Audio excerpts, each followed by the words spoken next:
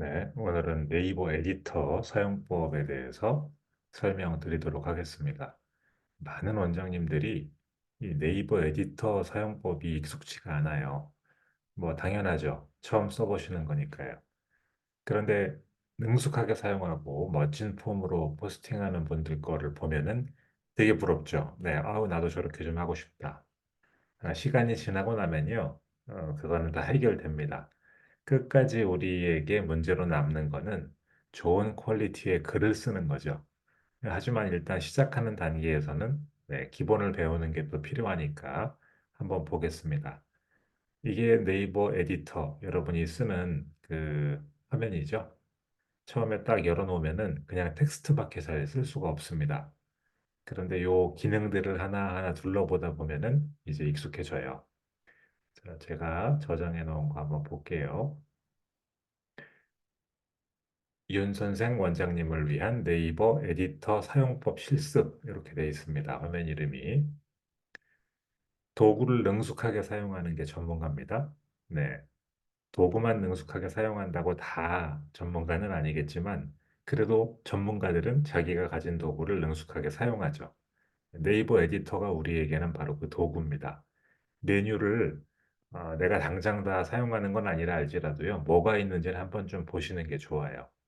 그걸 함께 좀 이렇게 박물관이나 미술관의 도슨트처럼 여러분의 손을 붙잡고 하나하나 뒤집어 보겠습니다. 처음에 여기 요 라인, 네, 요 라인 한번 볼게요. 위에 라인.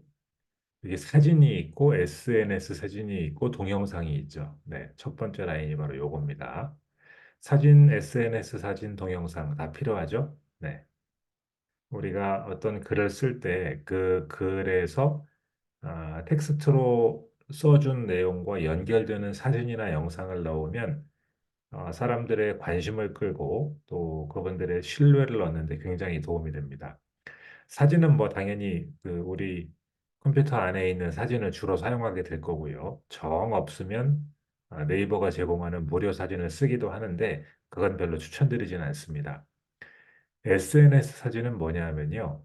여러분의 인스타그램, 뭐 페이스북 그런 그 SNS에서 바로 사진을 가져올 수 있는 기능인데 뭐 잘 사용하시는 분 아니라면 굳이 여기까지는 보지 않으셔도 돼요. 네, 동영상도 많이들 쓰시죠? 네, 아이들 그 공부한 영상을 갖고 와서 여러분이 넣으셔서 보여주시는 경우에 사용합니다. 어, 그 다음에 스티커 한번 보겠습니다. 스티커. 스티커도 그 눌러볼게요, 한번. 음. 이렇게 여러 가지 다양한 그 이모티콘을 포함해서 캐릭터들이 나와서 이렇게 분위기를 좀 전환하는 용도로 사용할 수 있는 스티커들이 있죠. 네, 이런 거. 네. 스티커 한번 넣어볼까요? 음. OK 스티커 넣으면 이렇게 나오죠. 네. 이렇게 해서 얘를 글 요거 그 정렬 기능을 사용해서 가운데 쪽으로 모를 수도 있고요. 뭔가 그래서 한 매듭이 지어질 때 예, 그 스티커를 사용해서 조금 분위기를 바꿔볼 수도 있습니다. 좋아요 같은 것도 쓸 수 있죠. 이렇게 좋아요, 오케이 좋아요. 네. 자, 그런데 이 스티커를 사용할 때 조심하실 거는요. 남용하시면 안 돼요. 너무 많은 스티커를 넣으면은 주의가 분산되고요. 글이 뚝뚝 끊어지니까 적절한 만큼만 사용하시면 좋겠습니다. 그다음은 인용구. 네, 인용구와 구분서는 굉장히 중요한 기능을 합니다. 네, 인용구와 구분서는 중요하니까 별도로 나눠야 되겠다. 네, 인용구는 어떨 때 쓰는 거죠? 네, 우리가 원장님들이 그 뭔가 강조하고 싶을 때, 포스팅을 할 때, 이건 내가 강조해야 될 문구야라고 생각할 때는 인용구를 이렇게 눌러서 보세요. 따옴표가 있고, 버티컬 라인이 있고, 말풍선, 또 라인 따옴표, 포스트잇, 프레임. 네. 이 중에 골라갖고 쓰실 수 있습니다. 예를 들어 제가 오늘은요, 이런 거 쓰겠어요. 라고 하고, 어, 오늘의 소제목 1, 소제목 2, 소제목 3. 이런 거 한번 써보시라고 저 추천을 한번 드렸었죠. 오늘 말씀드릴 내용은 이거예요. 글을 쓰기 전에 미리 생각을 하는 거예요. 이렇게 생각을 해놓았다가 그걸 먼저 보여주는 거죠. 되도록이면 글 서두에서 그거를 보여주면 좋겠죠? 네. 그래서 이걸 한번 소개해 주면 어떤 효과가 있다고 했습니까? 읽는 사람의 머릿속에 마치 공간을 만들어 주는 거예요. 방 세 개를 딱딱딱 만들어 줘서 빈 방이니까 이 방을 채우고 싶다는 그 욕구가 생기잖아요. 그래서 그 욕구를 충족할 때까지는 블로그를 이탈하지 않게 하는 힘이 있다고 제가 말씀드렸습니다. 그거 할 때 이렇게 버티컬 라인 인용구 기능을 사용하면은 편리하더라고요. 그리고 엄마들하고 이렇게 상담한 내용을 갖다가 적으실 때 어떻게 하면 좋아요? 어, 상담한 내용을 적으실 때는 이 인용구 중에 이런 거 있잖아요. 뭐 말풍선이나 따옴표 같은 거. 여기에다가 우리 아이가 1학년 마치고 있는데 아직 영어 공부를 전혀 공부를 하지 않아서 X이에요. 이렇게 하고 여기에다가 출처 입력도 같이 땡땡초 1학년 부모 상담 중 상담 중에 들은 말이다 이렇게 해서 이렇게 이런 기능을 쓰시는 거죠. 네. 이미 잘 쓰고 있는 원장님들을 제가 많이 봤는데요. 상담 내용을 적으실 때는 그냥 일반 텍스트로 적는 것보다는 정말 대화니까 이렇게 코트 하시는 게 좋습니다. 인용구는 그거 이외에도 여기 보니까 여러 개가 있죠. 네. 자, 인용구를 근데요. 이 기능을 무슨 저 테스트 해보는 것처럼 다 쓰지는 마시고 하나나 두 개 정도 골라서 사용해 보시면 좋아요. 너무 많은 게 들어가 있으면은 좀 이렇게 산만해 보이니까요. 좋습니다. 그다음에 구분선 볼게요. 구분선. 저 구분선도 여기 눌러볼게요. 네, 눌러보니까 어때요? 다양한 종류의 구분선이 나오죠. 하나, 둘, 셋, 넷, 다섯, 여섯, 일곱, 여덟 개나 나오네요. 네. 내가 어떤 이야기를 했을 때 그 이야기의 한 단락이 끝나간다. 그럼 그때 사용해 보시면 좋죠. 또 오늘 할 이야기를 거의 다 했다. 그럼 마지막에 구분선 하나 넣고 네, 오늘 한 내용을 정리해 주고 마무리 세트로 이렇게 분위기가 딱 전환된다는 거를 말뿐 아니라 시각적으로도 보여줄 수 있는 좋은 도구이죠. 보시면 제가 이런 거 잘 쓴다는 거 아마 발견하셨을 거예요. 여기 왼쪽 정렬해 두셔도 좋고요. 이 구분선을 선택하면 여기에 바로 어, 정렬 요거 기능이 있죠. 요걸 눌러가지고 오른쪽 가운데로 옮기셔도 좋아요. 그리고 내가 이 구분선을 넣었는데 보니까 조금 다른 거로 바꿔보고 싶어. 그럼 여기에 요 구분선을 눌러놓은 상태에서 바로 위에 퀵 메뉴로 다른 구분선을 선택할 수 있잖아요. 요거로 바꿔볼까요? 네, 이렇게 즉시 여기서도 바뀝니다. 혹은 여기에서 요 지우기 요걸 눌러갖고 바로 삭제도 할 수 있어요. 네, 구분선 기능 이렇게 쓰시면 되겠습니다. 장소 기능이 있죠. 장소. 여기 장소. 요거. 네. 장소 눌러보면 뭐가 나올까요? 네, 이렇게 장소명을 입력해서 뭔가 네이버 스마트 플레이스를 넣을 수 있게 되어 있습니다. 지도에서 이렇게 찾아가지고 그걸 눌러서 선택하는 방법도 있지만요. 이렇게 검색해서 원장님 상호명을 검색해서 저는 윤 선생 빌딩으로 해볼게요. 네, 윤 선생 빌딩을 딱 선택하니까 어때요? 문서 건물이 나오죠? 이렇게 해서 추가하면은 내 상호가 딱 나온 형태로 이렇게 윤 선생 빌딩 정확하게 입력이 되게 되어 있습니다. 네, 장소 사용해 주시고요. 그다음에 조금 내려가 볼게요. 네. 링크, 파일, 일정, 소스 코드. 이거는 제가 해보니까 거의 사용할 일이 없더라고요. 네. 근데 뭐, 링크가 문장 링크하고 요건 좀 달라요. 내가 여기에다가 넣을 링크를 복사해서 그냥 붙여넣기만 해도 나오기 때문에 굳이 이거를 눌러서 여기에다 링크를 넣지 않아도 돼요. 그 URL을 복사해서 여기다 넣으실 텐데 여기다 넣지 않고 그대로 여기에다가 본문에 붙여 넣어도 똑같은 효과가 있기 때문에 굳이 여기 이걸 사용할 이유가 없습니다. 무슨 말씀이냐? 자, 예를 들어서요. 음, 뭘 한번 볼까요? 음, 제 블로그 중에 원장님들께 드렸던 기본편 블로그 설정이 있는데, 그죠? 네, 요걸 여기다 넣고 싶어요. 그때 요 URL 복사를 딱 눌러가지고 URL을 복사한 다음에 여기에서 링크를 눌러서 넣는 방법도 물론 있죠. 예, 요 링크를 눌러서 여기에다가 이렇게 복사하는 방법도 있죠. 근데 그렇게 하지 않고 여기에다 그냥 직접 제가 붙여넣기를 그냥 해도 바로 들어가 버리거든요. 그러니까 굳이 위에 있는 메뉴를 쓰지 않게 되더라 이 말이죠. 네, 그 말씀이었습니다. 파일은요, 내 컴퓨터에 있는 그 어떤 자료를 갖다 여기다가 업로드할 때 사용할 수 있는 기능인데 자주 쓰지는 않더라고요. 예를 들어 우리 그 학제 브로셔 같은 거, 학제 리플렛 파일 같은 거를 내 블로그로 제공하고 싶다. 그러면 그럴 때 컴퓨터 찾아오게 해가지고 누르실 수 있죠. 네. 일정 소스 코드 그런 것도 그렇게 많이 쓰지는 않더라 하는 말씀 드렸습니다. 그다음에 표 볼게요. 표는요, 눌러볼까요? 한번 요거 표, 네, 요 표 추가 이렇게 돼 있죠. 네, 이렇게 표 추가하면은 바로 이렇게 나오는데요. 뭐 이런 걸 이렇게 눌러가지고 셀을 이렇게 분할하거나 병합할 수도 있습니다. 네, 너비 맞춤, 행 분할, 열 분할 기능이 있죠. 이렇게 해서 예를 들어 뭐 아, 시간표 같은 거 작성할 때 사용하실 수 있죠. 이번 그 2024년 1월 우리 학원의 시간표 작성할 때 이렇게 쓰실 수 있겠죠. 네, 뭐 빈칸이 몇 개 있다. 그러니까 언제까지 등록하셔라. 2024년 1월 예를 들어 2024년 1월 땡땡초 영어 학원 시간표 뭐 혹은 등록 가능 시간대 뭐 이런 식으로 하셔가지고 여기 어떻게 해요? 월,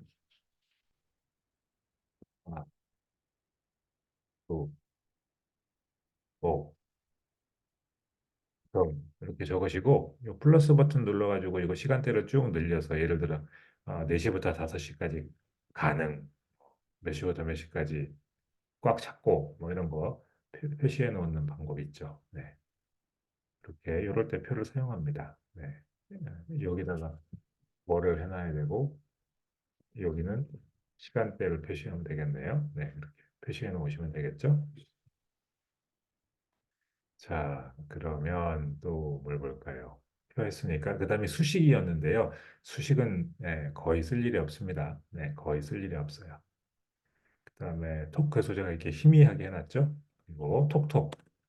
톡톡은 미리 신청을 해야만 되는 거예요. 톡톡. 네, 톡톡 신청을 아직 안 하신 분들은 그럼 어떻게 하느냐? 네, 뭐 하면 되죠. 여기다가 네이버 톡톡 하면은요. 네이버 톡톡 여기 톡.네이버.com 나와 있죠. 네, 요거 눌러가지고 네이버에다가 신청하시면 되는 거예요. 저는 이미 신청했기 때문에 이렇게 나오는데 요거에서 눌러가지고 찾아 들어가면은 네이버 톡톡에서 여기 있다. 네, 네이버 톡톡 파트너 센터 있잖아요. 그죠? 네.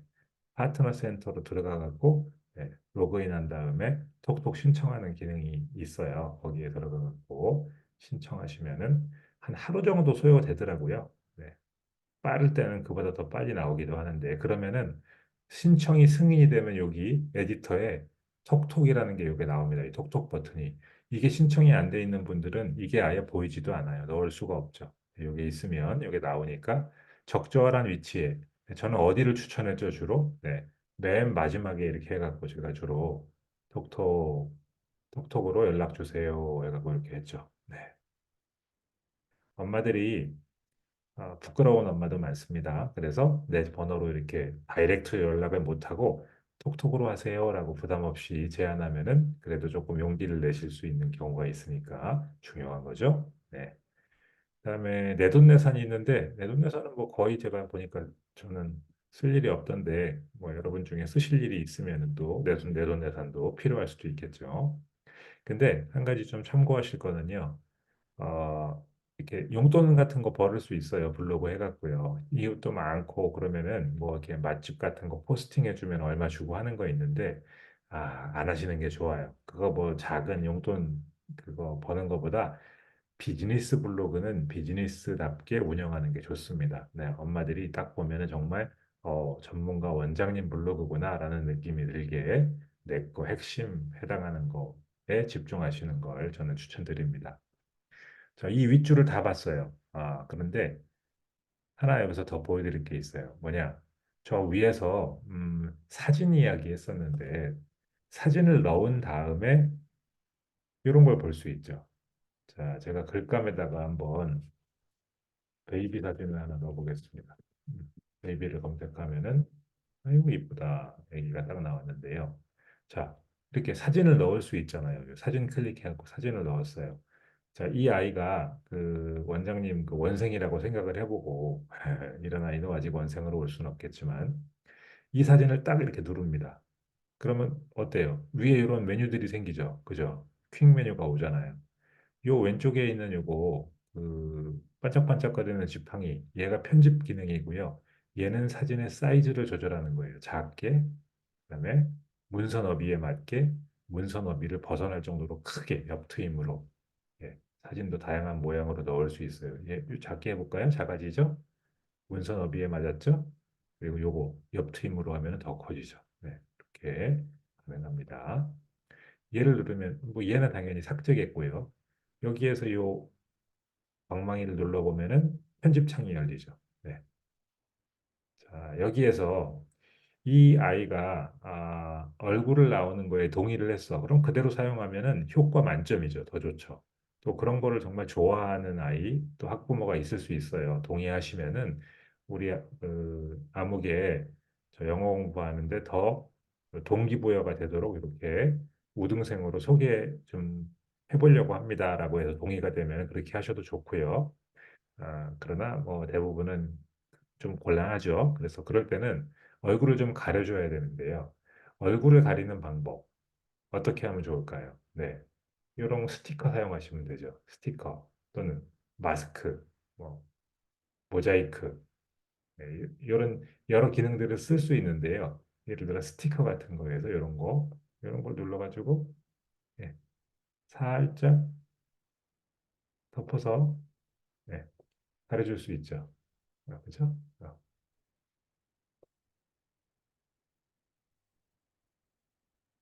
이런 스티커를 또 이렇게 써가지고 네, 얘는 좀 지워볼까? 네, 이렇게 딱 가려질 수 있어요. 네, 그렇죠?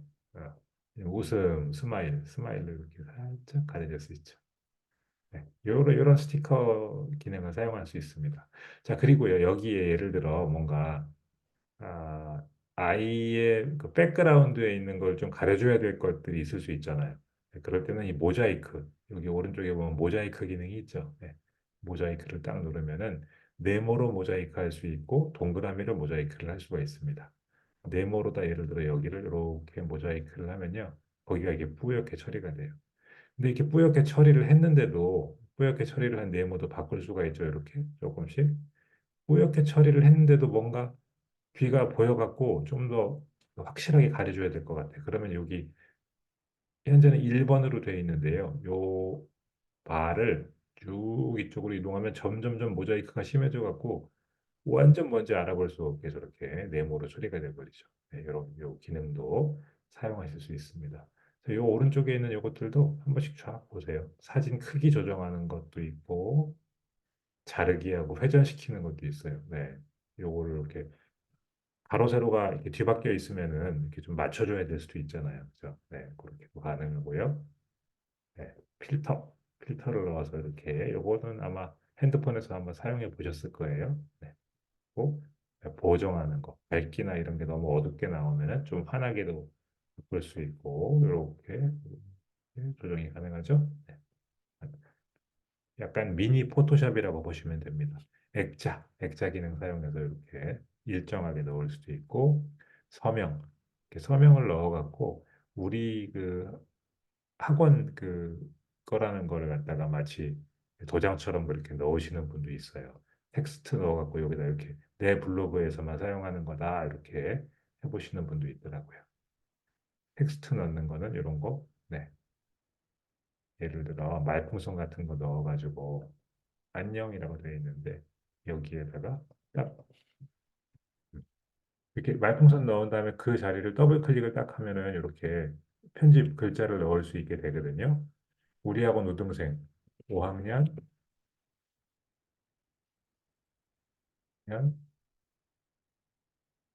유빈이 이렇게 이런 식으로 넣어갖고 만들 수 있는 거죠. 스티커는 아까 보여드렸고 그래서 완료하면은요 어때요? 내가 이렇게 의도한 대로 사진이 따다다닥 반영이 돼갖고 들어갔죠. 네. 이런 거를 한번 또 사용해 보실 수도 있겠습니다. 그리고 요 자리가 제가 중요하다고 그랬죠. 이거는 요 분이 제공해 준 자료를 제가 썼기 때문에 이렇게 자동으로 들어왔는데 원래 이 자리에는 뭐라고 쓰는 자리라고요? 사진 설명을 입력하는 자리입니다. 이 사진 설명을 캡션이라고 보통 부르는데 캡션에는 뭐를 넣어야 된다고 했습니까, 제가? 예. 캡션에도 반드시 캡션에도 반드시 키워드를 고려하셔라. 만약에 이게 대표 사진이라면은 땡땡초 학원 5학년 500, 뭐 아무개 이렇게 넣으시면 되겠죠. 네, 이런 식으로 대표 사진을 지정할 때 거기에다 키워드를 넣어서 하시면은 그 키워드로 검색할 때 훨씬 더 노출될 가능성이 높아진다는 거. 네, 까지 설명드리겠습니다. 자, 그러면은 제가 지금 이쪽까지 전부 다 설명을 마친 것 같아요. 자, 내려가 보자. 어디까지 했는지. 그렇죠. 자, 그러면 이제 서체 편집 부분으로 한번 가보겠습니다. 자, 서체 편집 부분. 이게 어디예요? 이 부분이죠. 바로 이 부분. 네, 이 부분. 내가 글자를 넣고 이 서체 편집 부분이라고 쓴 이 부분을 넣고 요그 내용을 선택하면은요. 여기에 퀵 메뉴로도 뜨고 네. 또 요거를 사용해서도 할 수 있어요. 네. 보면 어때요? 아, 본문 문단 서식 바꾸는 거 있고 그다음에 나눔 바른 고딕이라고 써 있는 데를 한번 눌러볼게요. 서체 변경. 네. 서체 변경을 뭐 예를 들어 다시 시작해 아니면은 다른 히피 이런 모양으로 바꿀 수도 있죠. 근데 어때요? 여러분이 바꿔보니까 귀엽고 예뻐 보이긴 하지만요. 이런 서체로다가 쓰면은 가독성이 떨어집니다. 오랫동안 집중해서 보게 하려면은요. 일반적인 거 사용하시는 게 좋은데 저는 그래서 나눔 바른 고딕을 주로 사용하거든요. 취향입니다. 하지만 중요한 거는 일반적인 걸 쓰시는 게 좋아요. 네. 이게 공문서나 어떤 신문 뭐 잡지에 나올 만한 서체다라고 생각하고 쓰시는 게 더 좋습니다. 그리고 아, 온라인으로 볼 때는요, 사람들이 그렇게 꼬부라진 서체보다는 이렇게 반듯반듯한 고딕 서체를 선호한다고 해요. 더 눈이 덜 피로하대요. 그래서 그런 걸 한번 감안해서 써보시는 것을 저는 추천합니다. 서체 뭐 여러 가지가 있죠. 글자 크기를 이렇게 변경해서 작게 할 수도 있고 크게 할 수도 있습니다. 또 이런 걸 누르면은 네, 굵기를 해제할 수도 있고요. 요거는 기울이기 기울인 걸 해줘야 할 수도 있고요. 또 요거 밑줄, 밑줄을 또 해제하고요. 요거는요. 뭐라고 썼다가 이렇게 찍 지우는 거 있잖아요. 우리가 마치 메모할 때 뭐라고 썼다가 이거 아니야라고 지우는 거, 이렇게 지우는 거죠. 취소선, 야 이렇게 취소. 이런 거를 언제 쓰죠? 뭐 예를 들어 원래는 20만 원인데 쭉 긋고 할인 가격으로다가 쓰거나 그럴 때, 네. 이걸 말로 하면 되게 이상하잖아요. 20만 원인데 할인해서 얼마라고 쓰지 않고 20만 원 하고 찍 긋고 이렇게 표시할 때 네, 그런 걸 쓰죠. 이건 뭘까요? 글자색을 바꿀 수 있습니다. 자주는 사용하지 마세요. 복잡합니다. 글자색을 요거를 이런 거 눌러갖고 바뀌었죠. 이렇게 서체 원상복귀하겠습니다. 그리고 요거는요. 배경색. 글자색 뒤에도 색을 넣을 수 있죠. 이렇게 하면은 글자색은 원래대로 있는데 배경이 달라졌죠. 강조할 때 그런 것도 사용이 가능합니다. 그리고 원래대로 좀 바꿔놓을게요. 이건 뭐 잘 아실 거예요. 네, 정렬. 좌측, 우측 혹은 가운데로 정렬할 수 있고요. 요거는 줄 간격이에요. 줄 간격. 이렇게 줄 간격이 여기 보면 150에서 190으로 되어 있는데, 자 보세요. 여기를 쭉 선택한 다음에 이만큼을 줄 간격을 저는 지금 180으로 되어 있는데 150으로 하면은 빠딱 붙습니다. 네. 그리고 오히려 210으로 하면은 더 널널하게 벌어지죠. 네. 하지만 저는 180을 선호하니까 원래대로 회기 이렇게 할 수 있습니다. 자, 요거는 이렇게 그 머리 글자 적용이라고 해서 첫 번째 첫머리 글자만 커다랗게 이렇게 쓸 수 있는 기능인데 뭐 굳이 사용하실 필요 없습니다. 위에 살짝 첨자 적용하는 거, 예, 뭐 뭐의 제곱 이런 거 있잖아요. 그런 기능할 때 사용하는 것들인데 쓸 일 자주 없습니다. 자, 그다음에 자주 쓰는 거는 요거예요. 요거 특수 문자. 때로는 특수 문자를 좀 넣어서 강조하거나 이렇게 할 필요가 있을 수 있잖아요. 예를 들어 그 문자의 예로 이런 거죠. 어, 함께 보면 좋은 글을 함께 보면 좋은 글을 소개하고 싶은데 좀 멋있게 소개하고 싶어요. 그럼 어떻게 하면 좋을까요? 편집 기능을 배웠으니까 한번 실습해 볼게요. 함께 보면 좋은 글이라고 해갖고 어, 아이고, 얘를 선택해서 얘의 글자 사이즈를 키워 일단 커다랗게 큼지막하게 그리고 얘는 굵게 처리해 줬어요. 굵게 적용해서 그리고 얘를 오렌지색을 딱 넣었어요. 멋있어졌죠. 네. 근데 이 함께 보면 좋은 글 앞에 하트를 넣고 싶어. 근데 우리 자판에 하트가 없잖아요. 그럴 때 이 특수 문자를 쓰는 겁니다. 특수 문자를 열어보면 어때? 하트가 있네요. 그죠? 혹은 별도 괜찮아요. 별. 네. 당구장 표시도 있고. 특수 문자가 근데 몇 개 없어 보인다. 그쵸? 많이 쓰는 기호라고 했잖아요. 이걸 누르면요. 일반 기호 이만큼 있고, 숫자 기호, 숫자 단위 이만큼 있고, 쫙 해서 골라 쓸 수 있어요. 다 이렇게. 그래서 일반 기호에서 이 중에 고르시는 거예요.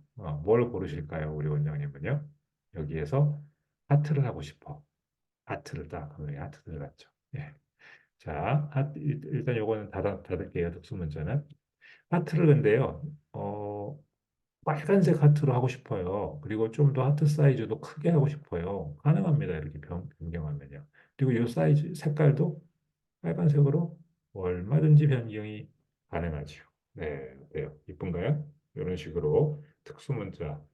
함께 보면 좋은 글은 엄마가 꼭 좀 보고 갔으면 하는 마음이 있어서 넣으신 거잖아요. 그래서 이렇게 일반 그냥 단순 텍스트로 하지 마시고 눈에 훅 띄게 이런 식으로 좀 해주시면 좋아요. 저랑 똑같이 하시라는 건 아니고요. 저보다 더 미적 감각이 있으신 원장님들이 그렇게 하시면 좋습니다. 자, 지금 할 일은 이제 굉장히 중요한 거예요. 이 링크 입력 기능인데요. 제가 매번 강조하는 요거예요, 요거. 링크 입력 열기라고 돼 있죠. 제가 매번 강조하는 문장 링크를 만들 때 바로 이걸 사용해야 됩니다. 이걸 사용하지 않고 여기 있는 링크를 사용하면은 계속 오류가 날 거예요. 잘 안 될 거예요. 자, 요거 어떻게 써야 되느냐? 링크 입력 열기에다가 그러면은 연습을 한번 해보겠습니다. 뭘 할 거냐 하면요. 블로그 기본 강의 보기. 자, 블로그 기본 강의 1편 보기라고 해볼게요. 1편 보기. 지금 요거를 눌러 볼 거잖아요. 얘를 그럼 어떻게 할 거냐? 잠깐만요. 함께 보면 좋은 걸 밑에다가 그걸 써주면 더 좋겠네요. 생각해 보니까. 네. 자, 블로그 기본 강의 1편 보기라고 했어요. 그러면은 블로그 기본 강의 1편이 여기 있거든요. 네. 여기 있으니까 이제 얘를 갖다가 누르면 나오게 링크하려고 하는 거예요. 그럼 얘 URL을 일단 이렇게 여기에서 복사를 해둬요. 복사됐죠? 네. 다시 원래 거로 돌아가요. 자, 그럼 요 블로그 기본 강의 1편 보기라고 제가 텍스트를 써놓았으니까 얘를 선택을 해요. 이렇게. 짠. 선택을 한 다음에 어디로 가요? 요 자리에 있는 링크 입력 열기로 갑니다. 이걸 누르면은 URL을 입력하세요 했잖아요. 근데 이걸 지금 입력하는 게 아니라 아까 복사한 게 있으니까 이 자리에다 그대로 붙여넣기를 하면 되겠죠. 붙여넣기. 네, 붙여넣기. 딱 들어갔죠. 그리고 요거 V 체크 표시 있죠? 얘를 눌러요. 어때요? 아까 여기 선택해 두었던 이 부분이 색깔이 약간 변했죠. 밑에 언더라인도 자동으로 생겼고요. 이거는요, 요거를 누르면 제가 아까 링크했던 이 기본 강의 요거로 바로 이동하게 되었다는 뜻이에요. 그러나 지금 이거를 아무리 눌러도 안 갑니다. 왜? 아직 이거는 발행을 안 했거든요. 여기에서 나중에 발행을 하게 되면 요게 자동으로 링크로 넘어가는 기능이 살아나게 됩니다. 지금 이 에디터 편집하는 상태에서는 가지 않아요. 꼭 발행을 해야만 갑니다. 그거 잊지 마세요. 네. 예, 질문 자주 나오는 부분이기도 합니다. 링크 입력 열기 기능에서 요거에서 문장 링크하면은 사용된다는 거 이번 기회에 확실히 알아두시면 좋겠습니다. 자, 그 다음은요, 맞춤법이네요. 맞춤법. 음, 원장님들 맞춤법 잘 틀리시죠? 저도 잘 틀립니다. 맞춤법. 그게 맞춤법 있잖아요. 그래서 맞춤법을 한번 검사를 해주는 게 좋아요. 글을 그 발행하기 전에. 근데 주의할 것도 있죠. 맞춤법 검사 한번 해볼게요. 아이고야. 영어 공부를, 요거는 수정하는 게 좋겠죠? 제가 지금 6개가 지금 수정하라고 제한되어 있는데, 이런 거는 수정을 이렇게 눌러서 띄어쓰기 오류를 바로 잡아줍니다. 내돈내산. 이거는 근데 내 돈, 내 산이라고 띄었는데 이거 네이버에서 기본적으로 제공해주는 그 기능을 쓴 거라서 굳이 얘는 수정할 필요가 없어요. 여기에서 이런 거 맞춤법에 어긋나는 단어 5개 있습니다. 모두 수정. 이런 걸 띵 누르면은 내가 검토도 하지 않았는데 자동으로 다 바뀌어서 왜 우리, 집, 앞, 영어 교실 그런 것처럼 어색한 띄어쓰기가 나오는 건 말이죠. 그래서 요걸 하나씩 보시면서 고치셔야 돼요. 저는 요거는 수정을 누르지 않고 어떻게 한다고 했어요? 네, 제외한다고 했어요. 제외. 그럼 보세요. 내돈내산은 변경이 안 되고 그대로 있죠? 자, 서체 편집 부분이라고 했는데, 요거는 고쳐도 되겠죠? 네, 수정. 링크 입력 열기. 이것도 네이버에 있는 기능이기 때문에 저는 그대로 두고 싶어요. 그러면 제외. 그리고 문장 링크할 때 사용. 문장 링크? 뭐, 이거 굳이 안 고쳐도 될 것 같은데, 요거. 점 3개? 이것도 그냥 내비두고 싶어요. 딱 봐서 원장님이 아이고 야 이건 내가 완전히 오타다 완전히 잘못 썼다 싶은 것만 고치시면 되는 겁니다. 맞춤법은 그렇게 선택적으로 사용한다는 거 말씀드렸고요. 글감 보게요. 글감 어디 있죠? 네, 여기 없는데 여기 있어요. 여기. 네. 이 글감을 누르면은요. 내가 사진이 전혀 없을 때 이렇게 사진을 골라갖고 할 수 있어요. 베이비라고 검색하면 이렇게 아기들이 나오고요. 뭐 스튜던트라고 검색하면은 학생들이 이렇게 나오죠. 네, 그럼 요거를 딱 누르면은 이렇게 사진이 나온단 말이죠. 이런 거 할 수 있긴 한데요. 제가 말씀드린 것처럼 사진은요. 누구 사진? 네, 원장님 카메라에 있는 사진으로 사용하시는 게 제일 좋다는 거 다시 한번 말씀드립니다. 그리고 발행 옵션과 점세개가 있는데요. 우선 점세개부터 볼게요. 발행 옵션은 마지막에 진짜로 발행할 거니까. 점세개가 뭐냐면 요거예요. 요거. 야, 이거 귀퉁이에 있는데 안 보이는데 이게 진짜 중요한 거예요. 네. 요걸 눌러볼까요? 네, 보세요. 색을 쓰기, 새로운 글을 쓰기, 그리고 내 블로그로 바로 가기, 내 블로그 관리하기, 또 내 블로그 통계 보기, 그리고 내 블로그에 기본 서체 설정하기까지 있습니다. 여기 이런 게 숨어 있다는 거 모르셨죠? 기본 서체 설정을 보여드리려고 사실 이걸 보자고 했는데요. 네, 제가 여기 점세기에서 기본 서체 설정하기를 조금 말씀드리려고 본 겁니다. 눌러볼게요. 자, 저하고 비슷한 스타일이시라면요. 서체는 바른 고딕, 색상은 검정색, 검정색, 그리고 정렬은 왼쪽 정렬. 크기는 저는 16으로 했는데요. 이거는 취향에 따라 19로 하셔도 괜찮아요. 그리고 행간은 180이 제일 보기 편하더라고요. 네. 행간도 선택할 수 있는데 180이 가장 저는 무난하더라고요. 근데 요거가 만약에 중간에 보시다가 내 포스팅이 이상해졌어. 너무 이렇게 막 행간이 붙은 것 같아. 그러면은 뭔가를 잘못 만든 걸 수 있으니까 행간에서 그건 바로 잡으시면 돼요. 기본 설정 하는 방법까지 보여드렸습니다. 그리고 요 밑에 있는 요것도 보여드리면 좋겠다. 지금 에디터 상에서 컴퓨터 화면으로 보고 있는데 얘가 모바일 화면에서는 어떻게 보일지가 또 궁금하죠. 왜냐하면 대부분의 엄마들은 모바일로 요거를 검색해서 볼 테니까. 그럼 얘를 PC 화면에서 딱 눌러보면은 모바일 화면으로 변해서 이렇게 마치 핸드폰으로 보는 것처럼 생겼죠. 네. 한 번 더 누르면은 태블릿, 아이패드나 갤럭시 탭에서 보는 것 같은 모양으로 변했고요. 한 번 더 누르면 다시 PC 화면으로 갑니다. 네, 그렇게 보실 수 있어요. 이제 발행 옵션만 보면 다 끝나겠네요. 네, 발행 옵션도 중요합니다. 왜 중요하냐면요. 눌러보면 알죠. 음, 발행. 발행이라는 말 자체가 우리에게 상당한 책임감을 주죠. 네. 우리는 뭔가를 퍼블리시하는 창작자, 즉 크리에이터거든요. 네. 발행할 때 어떻게 해야 됩니까? 카테고리는 정해주시면 돼요. 네. 저는 그냥 윤 선생 블로그에다가 넣어 놓을게요. 일반적인 거니까. 그리고 주제는요, 교육, 학문. 이게 가장 일반적이에요. 우리 그 사업에서는요. 그리고 공개 설정은 어떻게 해야 돼요? 전체 공개로 해야 됩니다. 네, 전체 공개로. 그래야 새로운 고객들이 이거를 볼 수 있으니까요. 그리고 여기는 전부 다 체크하시는 게 좋아요. 네. 발행 설정에 요구있는요, 전부 다 체크. 간간히 보면은요, 원장님들이 요거를 빠뜨리고 이렇게 하시는 경우가 있어요. 네. 이게 왜 이런 일이 생기냐 하면요.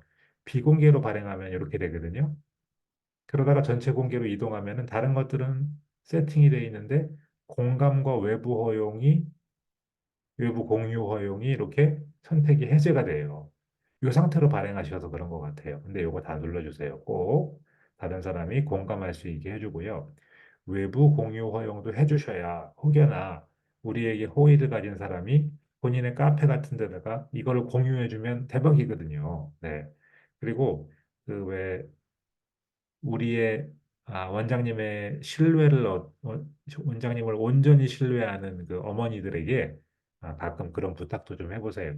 어떤 카페는 외부인들이 진입이 안 되는 경우가 있는데 특히 예를 들어 우리의 핵심 상권 내부에 있는 대단지 아파트가 있어. 아이파크 아파트, 뭐 1500세대, 동부 센트레빌 1500세대 이런 게 있어요. 근데 그 입주민 카페에다가 그 입주민이 원장님의 블로그를 갖다가 소개를 한번 해주면은 대박입니다. 네. 그거 잘 이야기하셔가지고 만약에 소개받을 수 있으면은요. 우리 엘리베이터 그 광고하는데 투자해가지고 본사랑 이번 겨울에 열심히 하고 있는데요. 그거와 비슷한 효과를 또 낼 수가 있어요. 입주자 카페에다가 할 만한 글을 갖다가 정보성으로 중학교 때 입학하기 전에 어떻게 준비하면 좋아요. 뭐 이런 정보성 블로그 포스팅을 올려주시면서 엄마가 그거를 거기다가 공유를 해주면 정말 대박이거든요. 예. 외부 공유 허용 그거를 풀어놓지 않으면 공유를 해주고 싶어도 못해요. 예, 중요합니다. 요 세팅으로 해주시고 요거를 가급적이면은 기본값으로 유지까지 이렇게 선택해 놓으시면은 매번 체크하지 않아도 이렇게 발행이 되죠. 태그는 제가 안 넣으시는 게 좋다고 말씀드렸어요. 그리고 발행 시간 글을 다 썼는데요. 이왕이면 사람들이 주목하는 시간대에 발행이 되면 좋잖아요. 그 언제가 좋겠어요? 다른 나의 이웃들이 공감 막 눌러주고 댓글 달아주기 좋은 시간. 새벽 2시? 그렇지 않죠. 새벽 2시에 이걸 완료했다 하더라도요. 그럴 때는 어떻게 하시면 좋냐 하면은 예약을 눌러요. 그래서 이 시간을 그 다음날 아침 몇 시 정도? 9시? 뭐 이런 식으로 해놓으면은 그때 발행이 되니까 유리하겠죠? 네. 그리고 중요한 공지사항으로 발행해야 될 때는 요거를 공지사항으로 등록 눌러가지고 발행하시면 됩니다. 자, 여기까지 제가 지금 다 말씀드렸죠. 발행을 진짜로 한번 해볼까요? 발행. 그러면은 이렇게 됐네요. 네. 그렇죠? 오늘 제가 같이 쓴 내용이 그대로 발행이 됐습니다. 네. 자, 이 글은 도대체 뭐냐? 뭐 이렇게 아무 내용도 없고 맥락도 없이 그냥 이런저런 내용들이 들어갔네. 이런 생각이 들 텐데 이 강의를 함께 들으신 분들은 이게 무슨 의미인지 이제 이해를 하시게 되었습니다. 자, 요거 잘 참고하셔가지고 네이버 에디터라는 우리의 도구를 능숙하게 사용하시는 원장님이 되시기를 바랍니다. 수고 많으셨습니다.